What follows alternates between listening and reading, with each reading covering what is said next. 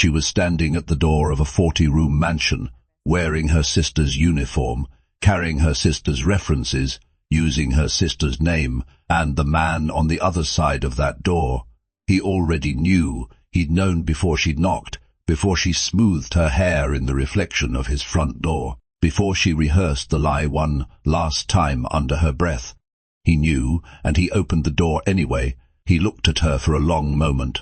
No, the way a man looks at a stranger, the way a man looks at someone he has already made a decision about. Then he stepped aside and said 3 words that would change both of their lives forever. "You are right on time." And Elena Smith walked into the home of billionaire Steve Roche, not knowing that the man who just let her in was already carrying a secret about her family that would bring her to her knees. No, knowing that somewhere across the city, in a hospital room paid for by a man she'd never met, her sister was fighting to stay alive. No, knowing that before this story was over, she would lose everything she came for and find something she never knew she needed. This is not a simple love story. This is what happens when 2 broken people stop pretending, and the truth decides it is tired of waiting.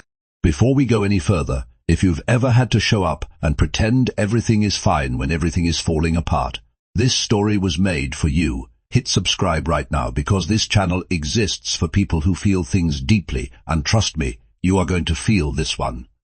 No, let's go. 3 weeks earlier, Elena Smith was not thinking about billionaires. She was thinking about the stack of bills on her kitchen table that kept growing no matter how many times she shuffled them into a different order. She was thinking about the hospital's automated voice she'd heard so many times she had it memorized. She was thinking about her sister, Maya, her only family, her closest friend, lying completely still in a hospital bed while machines breathed for her. And she was thinking about the fact that she had $47 and some loose change to her name. Elena was 31 years old. She had a degree she wasn't using, a job she'd just lost when the restaurant she worked at closed without warning, and a sister who, until 3 weeks ago, had been employed as a live-in housekeeper at the Roche estate. Until 3 weeks ago, nobody told Elena what happened. Maya never got the chance. The accident happened 2 days after she lost the job, a car that came out of nowhere on a road. Elena had no reason to think her sister would be on. The police called it a hit and run. The hospital called it critical but stable. Elena called it the worst thing that had ever happened to her and tried to hold herself together with both hands. Then the hospital called again.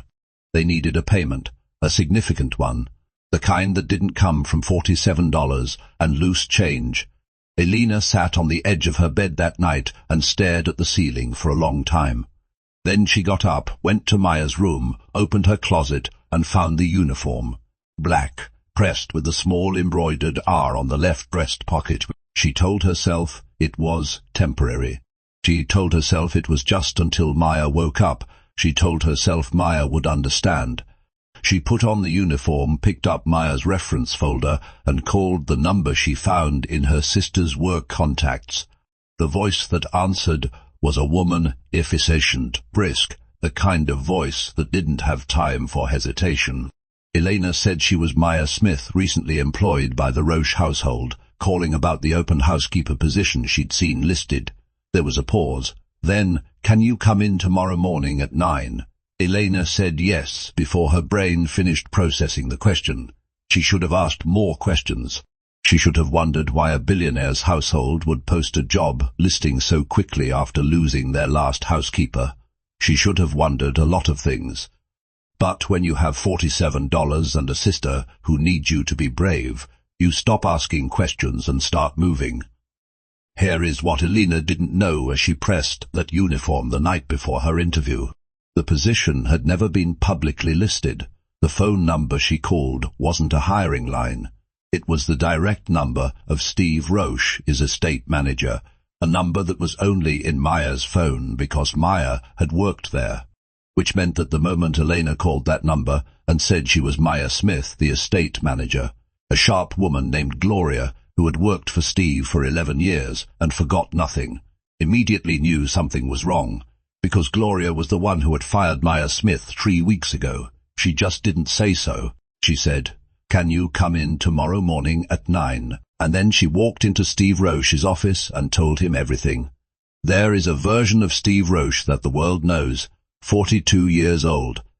Self-made, started his first company at 23 with borrowed money and an idea that everyone said was too early for the market. Built it anyway, sold it for more money than he'd been able to imagine at 23. Then built 3 more. Then an empire. Forbes called him relentless. Business Insider called him visionary. The tabloids called him cold. His employees called him demanding. His competitors called him dangerous. His children's teachers called him, well, they tried to call him, he wasn't always available. That was the version the world knew, but Gloria knew a different version. She knew the version that stood in the kitchen at midnight eating cereal, standing up because he'd forgotten to eat all day. The version that kept his late wife's reading glasses on his nightstand, even though it had been 2 years.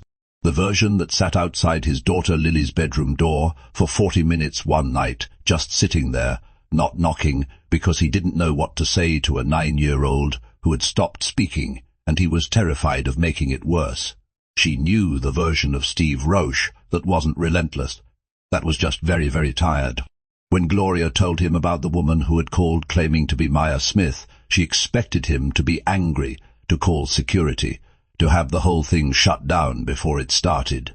Instead, Steve Roche was quiet for a long moment. Then he said, "What time did you say she is coming?" 9, Gloria said. "Let her in," Steve said. "I want to see what she does." Gloria stared at him. "Sir, Maya Smith sold stories about my family to a tabloid," Steve said quietly. "Someone coached her. Someone gave her access and told her what to look for. I want to know if her sister is part of it." Gloria opened her mouth, closed it. "And if she isn't?" Gloria asked. Steve didn't answer right away. He looked out the window at the grounds of the estate, the manicured hedges, the fountain his wife had chosen, the garden that nobody tended the way it used to be. "Then I'll know that too," he said. "No, stop right there for a second, because here is where this story becomes something different from what you thought it was." Most people would assume Steve Roche was being calculating, strategic, the cold billionaire making a chess move. And yes, he was, but Gloria, who had known this man for 11 years, noticed something else entirely. When she turned to leave his office, she looked back, and Steve Roche was still staring out the window, but he wasn't looking at the grounds anymore. He was looking at the hospital across the city, the one you could barely see from his window on a clear day, the one where every single week a payment was processed anonymously from one of his secondary accounts, the one where Maya Smith was lying in a coma, because Steve Roche already knew that too. He'd known since the night it happened. His security team had flagged it.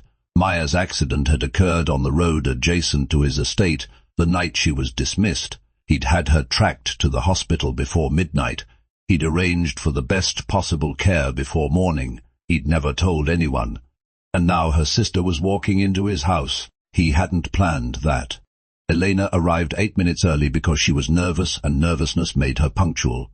She stood at the gate of the Roche estate and looked up at it for longer than she should have. It wasn't the size that got her. It was the quiet. The kind of quiet that money buys, a silence. So complete it felt curated. The gate opened without a word.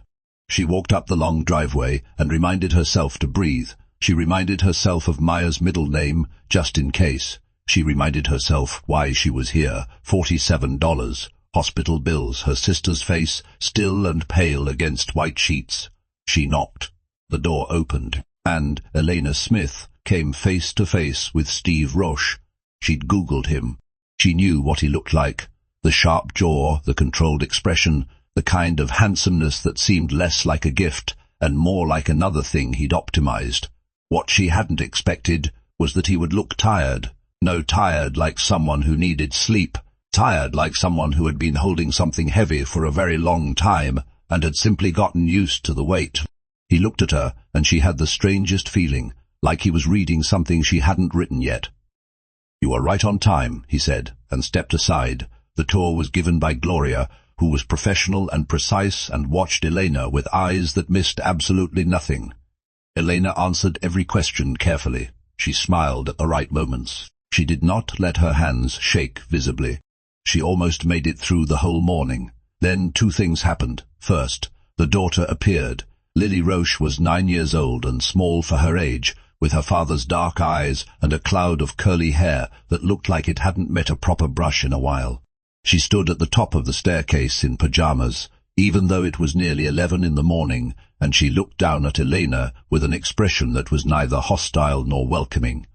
"Just watchful," Floria said softly. "Lily, this is the new housekeeper." Lily said nothing. She turned and walked back down the hallway. Gloria's expression flickered with something complicated. "She'll warm up," she said in a tone that suggested she wasn't entirely sure. The second thing happened in the kitchen.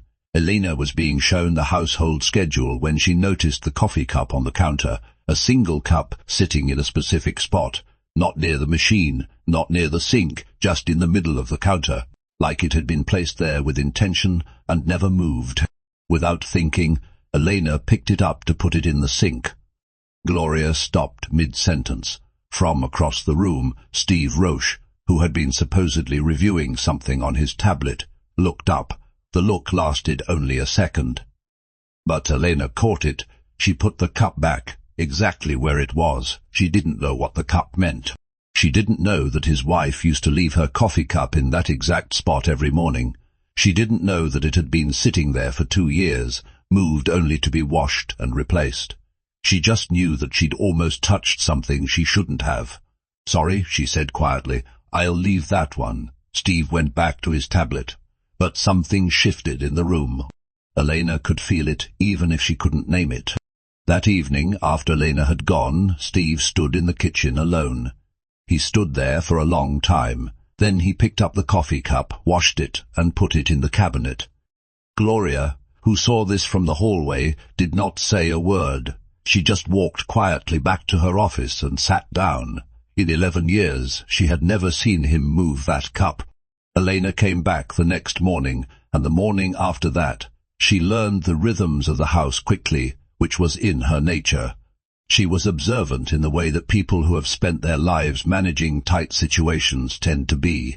She noticed details. She adjusted without being told. She learned that Marcus, the 12-year-old son, woke up at 6 every morning and made his own breakfast because he'd decided he was the man of the house, and men of the house didn't ask for help. She started having breakfast ready by 5:55, just casually, just already there. It took him 3 days to start eating it without commenting. On the 4th day he said, "The eggs are good," and went back to his phone like it meant nothing. It meant everything.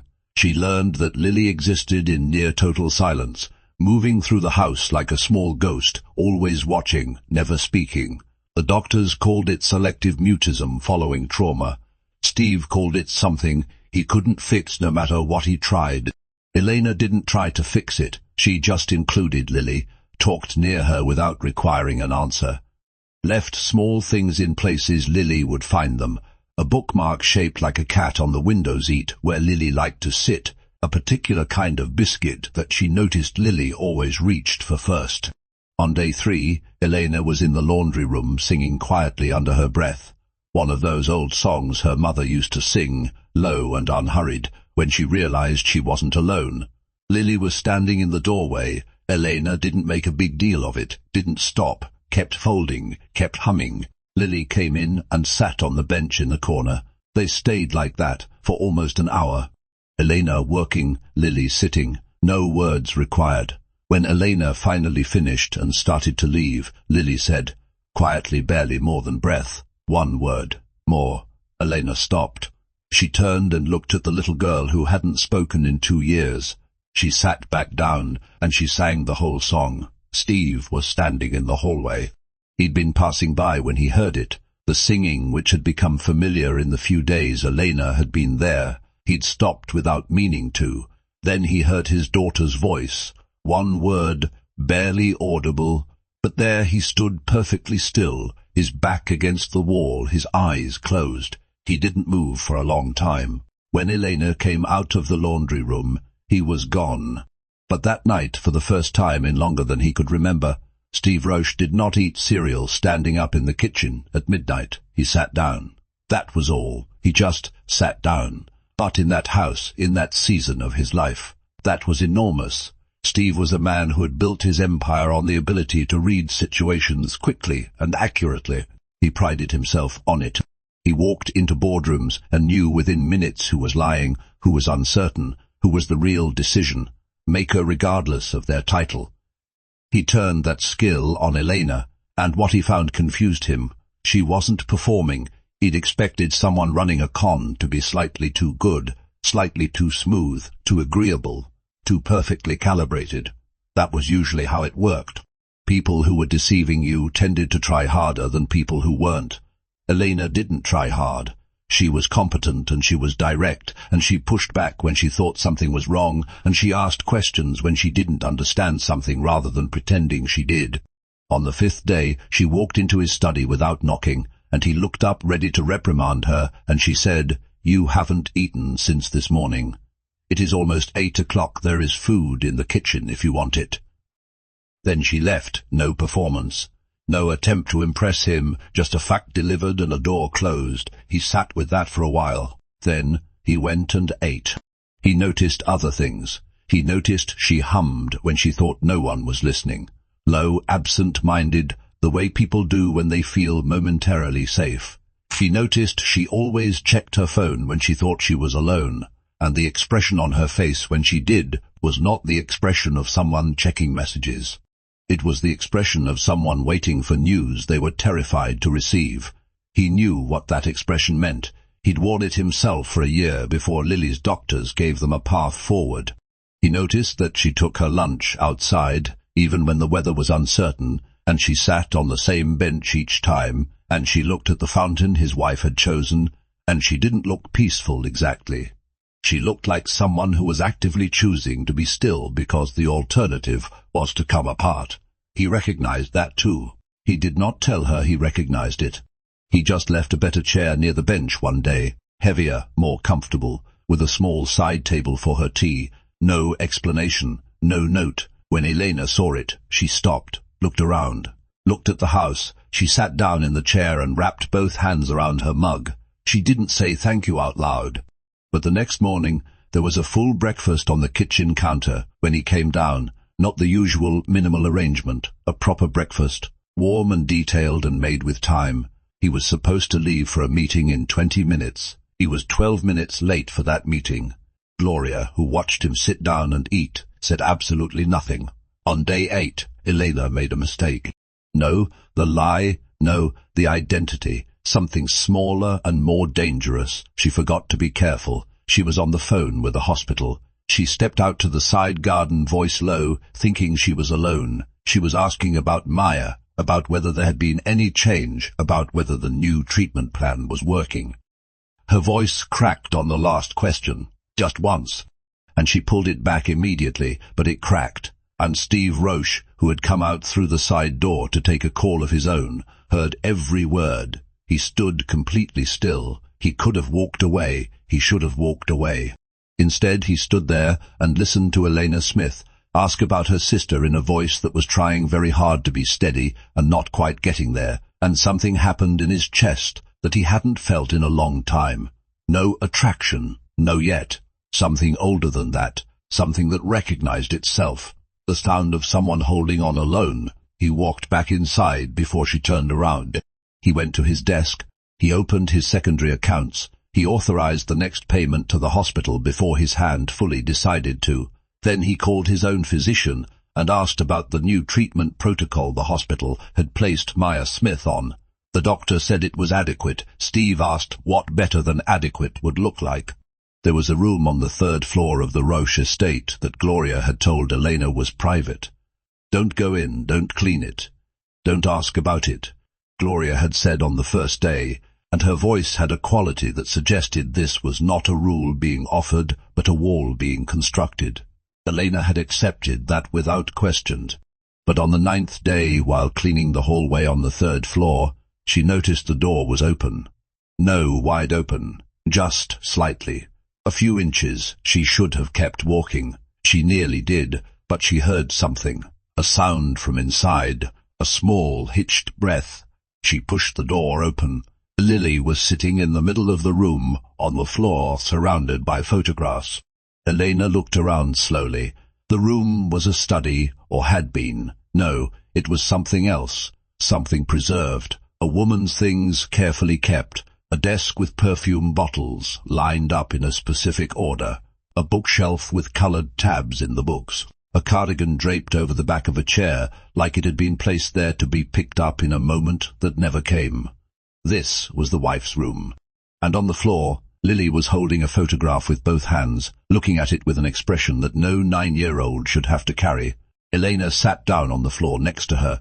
She didn't ask what Lily was looking at. She didn't say anything about the room. She just sat down cross-legged, the way you sit when you are planning to stay a while. Lily looked at her. Then she held out the photograph. It was a woman, beautiful, laughing, caught mid-motion in the garden outside, alive in every pixel. "She looks like someone who loved being outside," Elena said softly. Lily looked at the photo, nodded once. "Mine too," Elena said. "My mom. She hated being indoors." They sat together for a long time. Elena did not notice what was on the desk until she was leaving. A journal, open. She didn't read it. She wasn't that person. But she saw the last line on the page before she looked away. 4 words in a handwriting that slanted urgently to the right. "He doesn't know yet." She didn't know what it meant. She told herself it didn't matter. It wasn't her business. It was a dead woman's private journal in a room she wasn't supposed to be in, and she would not be reading it. She went back to work, but that night she couldn't sleep. He doesn't know yet. Know what? She told herself she was projecting, reading drama into 4 words that could mean anything. She told herself the tired, responsible thing to do was forget it. She forgot it for exactly 6 days.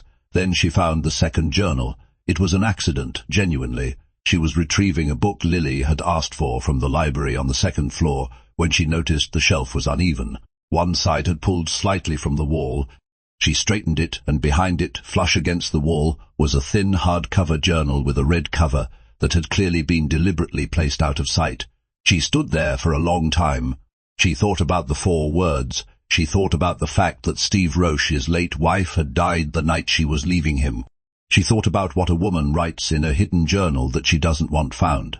Elena put the journal in her apron pocket. She told herself she would give it to Gloria. She told herself she would leave it on Steve's desk. She told herself many things. What she actually did was take it home that night and sit at her kitchen table and stare at it for 2 hours. Then she opened it. What she found inside was not what she expected. It wasn't a record of a broken marriage. It wasn't anger or grief or resentment. It was documentation. Careful, dated, methodical documentation. Names, dates, figures, transactions, the kind of record a person keeps when they know something dangerous and understand that knowing it makes them dangerous too. Someone had been moving money through one of Steve's subsidiary companies. No, a little, no, carelessly. A deliberate, sophisticated financial operation that had been running for years. And whoever was running it had been using Steve's name and structures to do it. His late wife had found it. She'd been building a case. She had been driving to meet someone the night she died. Elena sat at her kitchen table at 2 in the morning and felt the world rearrange itself quietly around her. This wasn't just a hidden journal. This was the reason a woman was dead. She could have walked away. She had her own problems. She had a sister in a coma and a borrowed identity and her own life barely held together with effort and hope. She could have put the journal back and never said a word and finished out her employment and moved on. She thought about it. She thought about Lily on the floor of that room with that photograph. She thought about Marcus making his own breakfast at 6 in the morning because someone had to be the man of the house and he'd decided it was him. She thought about Steve Roche standing in the kitchen in the dark eating cereal alone. She thought about what it meant that someone had killed this family quietly, not with violence but with absence, and was still out there. She closed the journal. She went to bed. At 4 in the morning she got up, got dressed, and drove to the estate. Gloria answered the door in a bathrobe, took one look at Elena's face, and said nothing except he is in the study. Elena walked in without fully deciding to. Steve was awake. He was always awake at this hour. He looked up from his desk, and whatever he saw in her expression made him close his laptop slowly and give her his full attention. She put the journal on his desk. He looked at it for a long moment. "Where did you find this?" she told him. He didn't open it immediately. He looked at it the way people look at things they've been half expecting and half dreading in equal measure. "Did you read it?" "Yes," she said. She wasn't going to lie about this. She was done lying in this house. He looked up at her. And then she said, because she had decided in the car that if she was going to walk in here at 4 in the morning, she was going to say all of it. "My name isn't Maya. I am Elena. Maya is my sister. She is in the hospital. I came here pretending to be her because I needed the money, and I didn't know how else to help her, and I know that is not an excuse. But I am telling you now because I think you deserve the truth from at least one person in this house, and I think you already know anyway." The silence was very complete. Steve Roche looked at her for a long time. Then, quietly, "I've known since the first day." Elena closed her eyes. "Why did you let me stay?" And here is where Steve Roche said something that neither Elena nor the reader was expecting. "No, because it was dramatic, because it was honest. Because Gloria told me you called the hiring line from your sister's phone and said you were her, and then she told me your voice shook when you said the name. And someone who is running a con doesn't shake. They practice until they don't." He paused. "And because I wanted to see if you were the kind of person who would come and tell me herself eventually." Elena opened her eyes. "It took me 11 days, she said. "Yes," he said, "but you came." He opened the journal then. She watched him read it. She watched his face move through things she could only partially interpret: recognition, grief, fury, something colder and more focused. When he finished, he didn't speak for a long time. "She found this 2 months before she died," he said finally. "No, a question based on the dates. Yes, she didn't tell me. She was building a case. She probably wanted more before. She didn't trust me to believe her," he said quietly. The room was very still. "Or," Elena said carefully, "she wanted to protect you. There is a difference." He looked at her. For just a moment the control slipped, just enough to see what was underneath it. Not coldness, not distance. Just a man who had been living with a grief that was more complicated than anyone knew, who had been mourning a marriage that was already fracturing when it ended, who had been carrying guilt about something he hadn't been able to name because he didn't know what it was. He knew now. His wife had been trying to protect him, and she died for it. "I've been paying your sister's hospital bills," he said. It came out flat, like a fact he needed to set down. Elena went very still. "Since the night of the accident. My security flagged the location. I had just let her go that day. I knew she'd been selling information, but I didn't know to whom or how much they had. I was going to involve the police. But then he stopped. I needed to know she was taken care of first." Elena didn't speak. She couldn't. "I don't say that to make you grateful," he said. "I say it because you deserve to know, and because I should have told you sooner." "Why didn't you?" He looked at the journal on his desk. "Because I didn't know how to tell you that I'd been carrying something about your family without telling you why I had it." Elena sat down in the chair across from his desk, not because he offered it, but because her legs made the decision for her.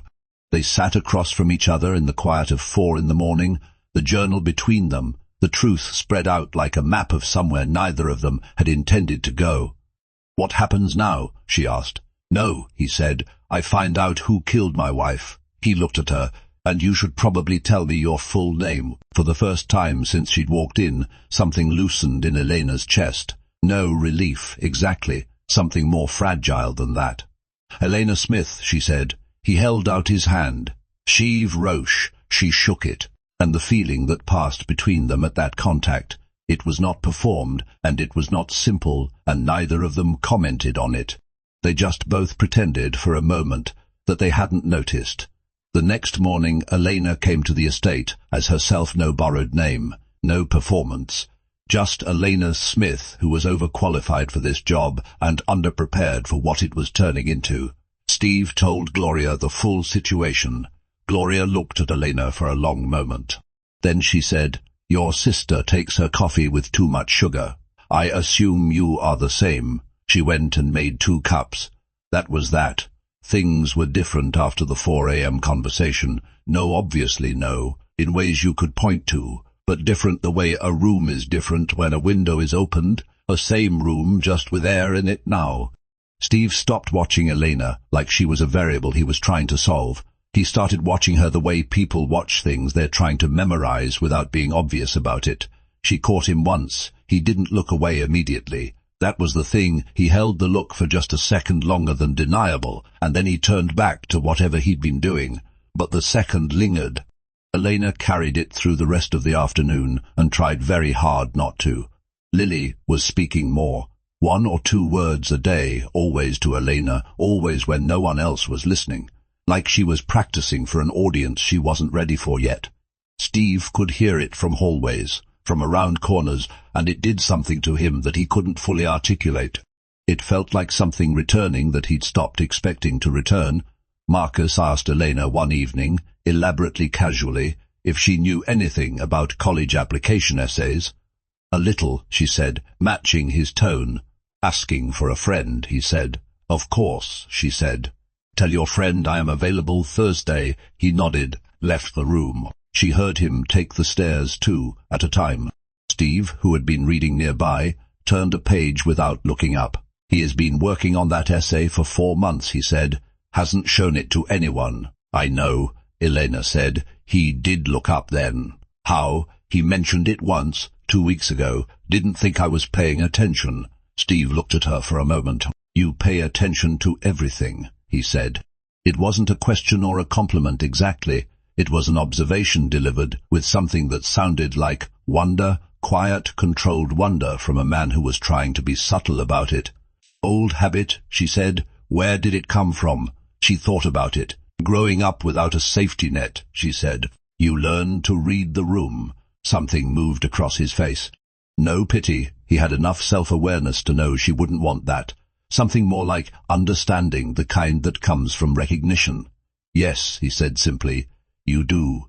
3 days later, Steve's lawyer called. The information in the journal had been passed to a private investigator Steve trusted. The investigator had found a thread, and the thread led somewhere that made Steve's jaw tighten and his voice drop to the particular quiet that people who worked for him had learned meant something had gone very wrong. The person who had been running the financial operation through his company was someone he knew, someone who had known his wife, someone who, when they realized the wife had found the journal, had made a phone call. Elena was in the garden with Lily when Gloria came out with a specific expression on her face, contained careful, the expression of someone carrying news they don't want to carry. She asked Elena to come inside.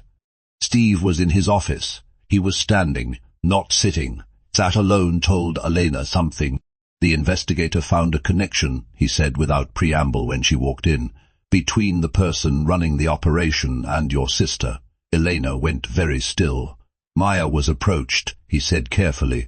"About 8 months ago she was given money, not a large amount, to report on the household. Patterns, schedules, who came and went. She didn't know what it was for," Elena said immediately. "I know. She wouldn't have." "Elena." He said her name and something about the way he said it. Not sharp, not stopping her, just present, like a hand on a shoulder. "I know. She was used by the same person who used my wife's information. She was a link in a chain she didn't know she was part of." Elena sat down. "She could be in danger," she said slowly. "That is what I need to tell you." What followed was not cinematic. Real danger rarely is. It was lawyers and investigators and careful, methodical work. It was late nights and early mornings and information assembled piece by piece like a mosaic of something ugly. But in the middle of it, in all the urgency and purpose, something else was being assembled too, quietly. Without announcement, Steve and Elena developed a habit of debriefing at the end of each day, what the investigator had found, what the lawyers were advising, what the next step was. Practical, necessary, but the conversations always started practical and ended somewhere else.